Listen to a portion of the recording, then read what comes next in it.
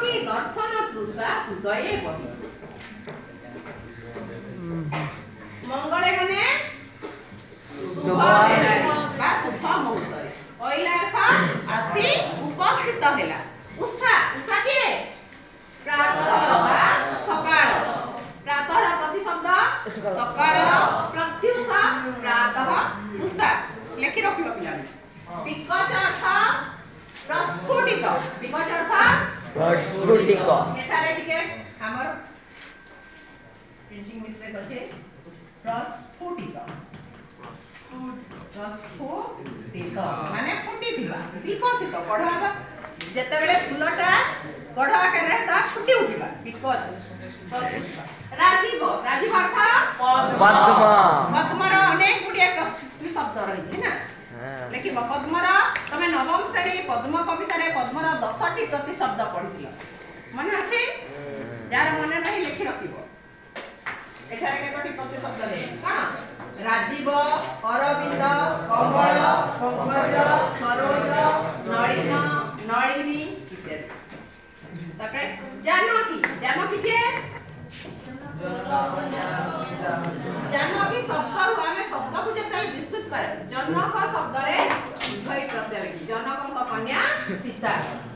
दर्शन तृषा देखिबार अभिलाष बा इच्छा तृषा माने हला जेमते तृष्णा शोष शोषले में पानी पीले तृष्णा निवारण होबे सेही भली पानी पीबा को इच्छा हुए सेही भली दर्शन तृषा कहले देखिबार इच्छा देखिबार कामना बही माने मन रे हृदय रे बहन कर कर शब्दर अर्थ हाथ कर पल्लवे निहार जे भली केही अतिथि आसिले आमे हाथ रे किछि उपहार आनी कि प्रदान करू सेही भली कर बा हाथ रूपक पल्लव रे पल्लव माने पल्लव हला कणिया पत्र कर पल्लव हला कणिया पत्र रूपक हाथ। एठारे कर शब्दर हाथ अर्थ अछि किंतु कर शब्दर अनेक गुडे प्रति शब्द रहिछि व्याकरण रे कोन कोन कर माने हाथ अन्य अर्थ कर माने सूर्यकर किरण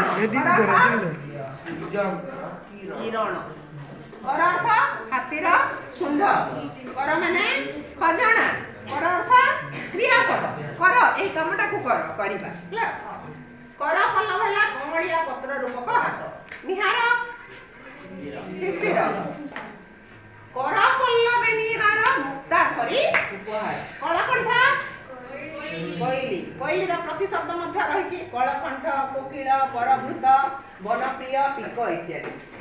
बास बास माने बास बाहर प्रांगण बास हला वासस्थान घर आ बास शब्दर अन्य अर्थ हला बास माने वस्त्र है बास माने एठारे बास अर्थ घर बाहर प्रांगण घर आगे जो प्रांगण बा अगण थाए द्वार सेठा सती सती हला सीता।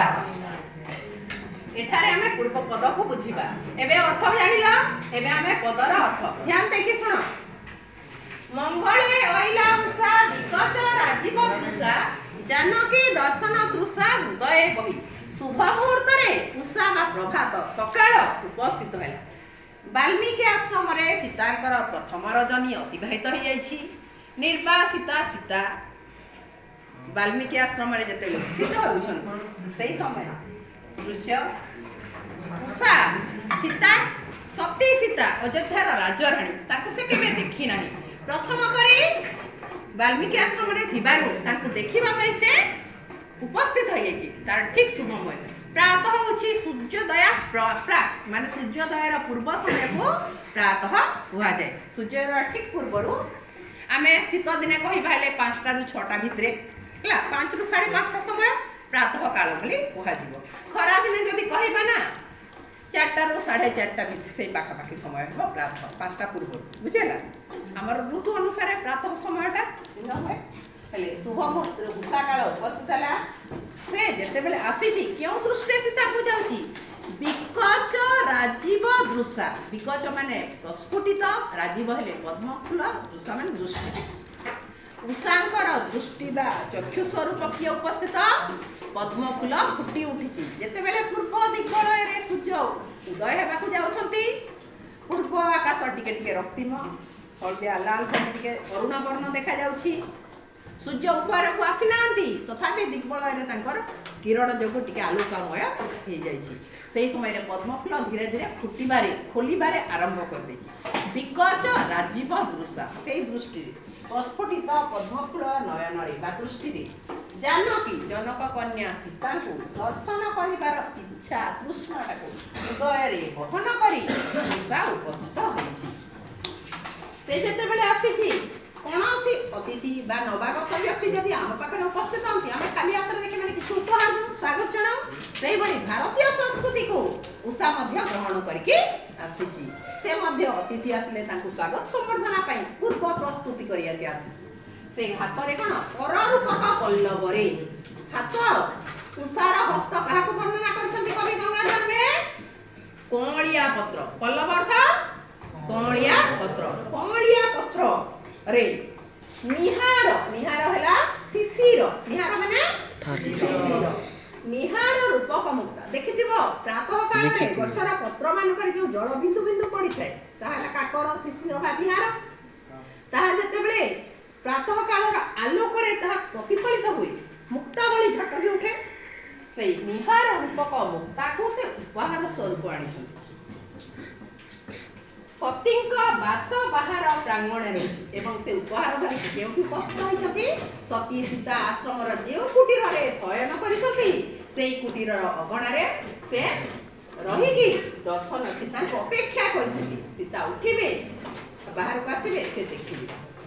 ସେଥିପାଇଁ ସେ ସୀତା କାଳେ ଉଠି ନଥିବେ କହିକି ସେ କେମିତି ଡାକୁଛନ୍ତି?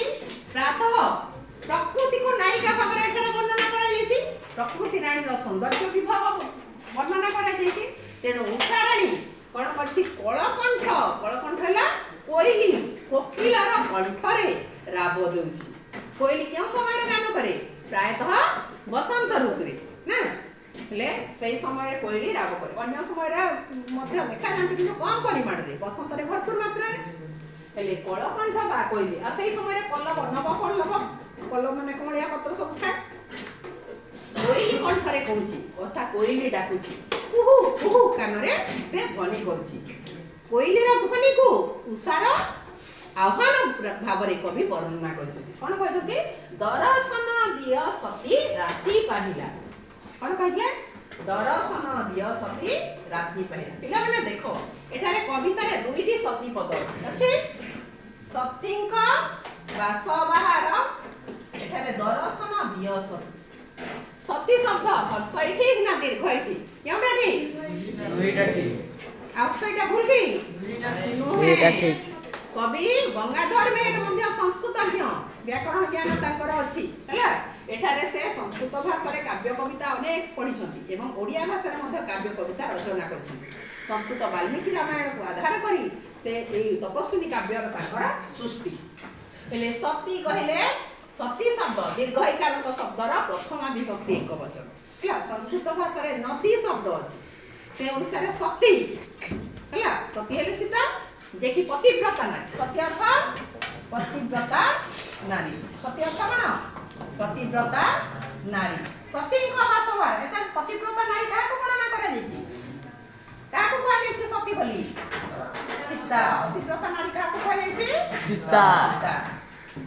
ଯେ ଏକ ପତିବ୍ରତା, ଯେଉଁ ସୀତା କି ବାଲ୍ମୀକି ରାବଣ ଦ୍ୱାରା ଅପହୃତ ହେଇଥିଲେ ମଧ୍ୟ, ରାବଣ ଯିଏ କି ତ୍ରିପୁର ବିଜୟୀ, ସ୍ୱର୍ଣ୍ଣ ଲଙ୍କାର ରାଜା ନା, ସ୍ୱର୍ଣ୍ଣମୟୀ ଲଙ୍କାର ରାଜା ହେଇଥିଲେ, ତାଙ୍କୁ ରାଣୀ କରିବା ପାଇଁ ଯାଇଛନ୍ତି, କିନ୍ତୁ କେବେ ହେଲେ ସେ ଗ୍ରହଣ କରିନାହାନ୍ତି, ସ୍ୱୀକାର କରିନାହାନ୍ତି, ମନା କରିଛନ୍ତି। ଏକ ପତିବ୍ରତା ରାମଙ୍କ କଥା ସ୍ମରଣ କରି ସେ ରହିଛନ୍ତି, ତେଣୁ ହେଲେ ପତିବ୍ରତା ନାରୀ। ହେଲେ ସତୀ ସୀତାଙ୍କ ବାସସ୍ଥାନ ବାହାରରେ ରହିଛନ୍ତି ଉଷା। ଏଠାରେ ସତୀ ଅର୍ଥ କ'ଣ? এই শক্তি শব্দ দীর্ঘ ইকার শব্দর সম্বোধন পদ। কেউ পদ? সম্বোধন মানে সম্বোধন, ডাকিবা পাই যে পদ কুহাযাଏ। ଆମେ ହେ ଏ ଆମର ଭାରତୀୟ ସଂସ୍କୃତିରେ କାହାକୁ ଡାକିବା ହେଲେ ଆମେ ସମ୍ବୋଧନ ପୂର୍ବକ ଆହ୍ୱାନ କରିବା। ତେଣୁ ଏଠାରେ ସତୀ ସୀତାଙ୍କୁ ସେ ଆହ୍ୱାନ କରିଛନ୍ତି, ହେ ସତୀ ମତେ ଦେଖା ଦିଅ, ଦର୍ଶନ ଦିଅ। ରାତି ପାହିଲା, ରାତି ପାହିଲା ମାନେ ସକାଳ ହେଲା, ଅତିକ୍ରମ କଲା, ମୁଁ ଦେଖିବା ପାଇଁ ଆସିଛି। ଏହିପରି ଭାବରେ ସୀତାଙ୍କର ପିଲାମାନେ ଏଠି ଦେଖ, ପ୍ରାତଃ କାଳ ସୂର୍ଯ୍ୟ ଦିଗ୍ବଳୟରେ ଉଦୟ ହେବା ପାଇଁ ଯାଉଛି ନା, ଏଠାରେ ପଦ୍ମ ଫୁଲ ଫୁଟିଛି, ଏଠାରେ କରପଲ୍ଲବରେ ମୁକ୍ତାରୂପକ ଉପହାର ଉଷା ଉପସ୍ଥାପନ କରିଛନ୍ତି। ଏଟା କଣ ଅଟେ? ପତ୍ରରେ ପାଣି ଜଳବିନ୍ଦୁ ଅଛି, ଏହାକୁ କୁହାଯାଇଛି ନିହାର ମୁକ୍ତା। ବୁଝିହେଲା? ଏଠି ଦେଖ ନିହାର ମୁକ୍ତାର କେତେ ଗୁଡ଼ିଏ ଉଦାହରଣ ଅଛି ସବୁ ପତ୍ର ମାନଙ୍କରେ। କରପଲ୍ଲବେ ନିହାର, ଆମେ ଯେମିତି ହାତରେ ଆସୁଛୁ ସେଇଭଳି ଉଷାର ହସ୍ତ ସ୍ୱରୂପ ବିଭିନ୍ନ ପ୍ରକାର ପତ୍ର ଉଷାର ହସ୍ତ ରୂପରେ ବିଦ୍ୟମାନ, ସେଥିରେ ନିହାର ବଣା ରହିଛି। এই চিତ୍ର দেখ কলকণ্ঠ, কলকণ্ঠ ହେଲା କୋଇଲି, କୋଇଲି ବସିଛି ଆମ୍ବ କୌଣସି ଗଛର ମୂଳ ଡାଳରେ ବସିଛି ଆଉ ସେଠାରେ ରାବ କରୁଛି।